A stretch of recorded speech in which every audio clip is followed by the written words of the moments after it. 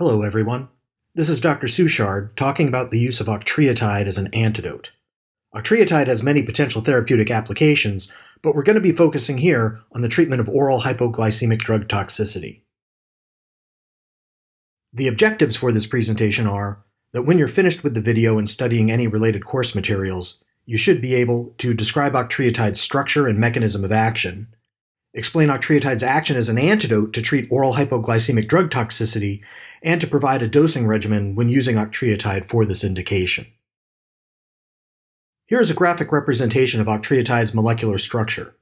Octreotide is a short synthetic protein comprised of 8 amino acids, and its 2 cysteine residues form a disulfide bridge, giving it a cyclic structure.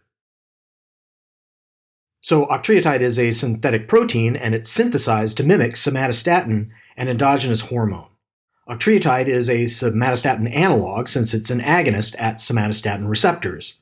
And on the right side of this figure, we can see why. There is an identical 4 amino acid sequence, which is the area involved in binding to the somatostatin receptor. Somatostatin receptors are G-protein coupled receptors of various subtypes. GO, GK, and GI are depicted on this slide.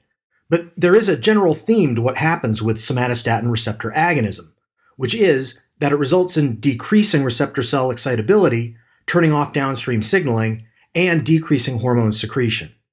On the lower left, we can see somatostatin receptor agonism opening potassium efflux channels, hyperpolarizing cells, and blockade of calcium influx, both reducing depolarization and attenuating the influx of calcium necessary for vesicle exocytosis, which is to say, reducing release of the hormones stored in said vesicles.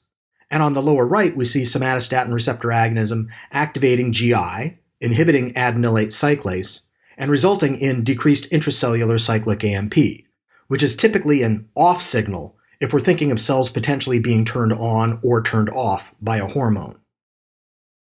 Thus, somatostatin receptor agonism will put the physiologic brakes on multiple gastrointestinal and endocrine functions. Take a look at all the instances of reduces, inhibits, or slows in this figure.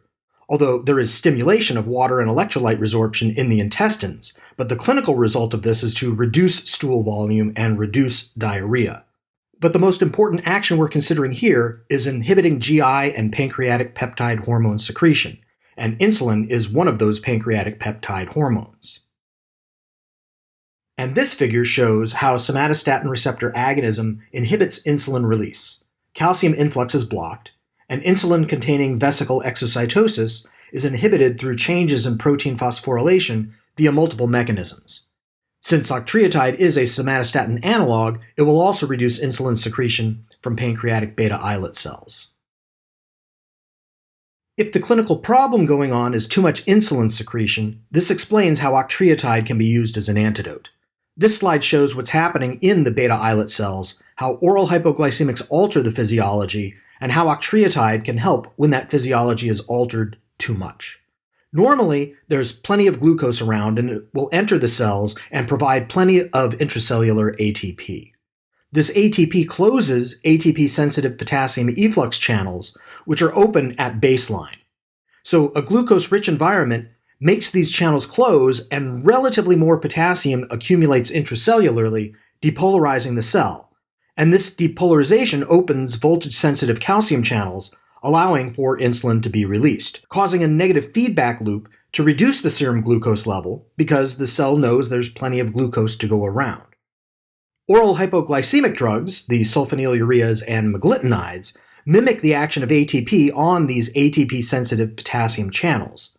The cells think there must be plenty of glucose around, so let's release more insulin. With oral hypoglycemic drug toxicity, the beta islet cells keep releasing more and more insulin regardless of the serum glucose level, because the drug keeps giving them a false signal indicating that there appears to be glucose aplenty. But if we give octreotide, we can block this false signal at the level of preventing calcium influx. So when is octreotide indicated?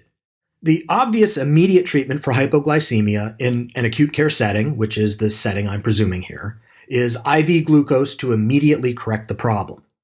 But recurrence of hypoglycemia can still occur.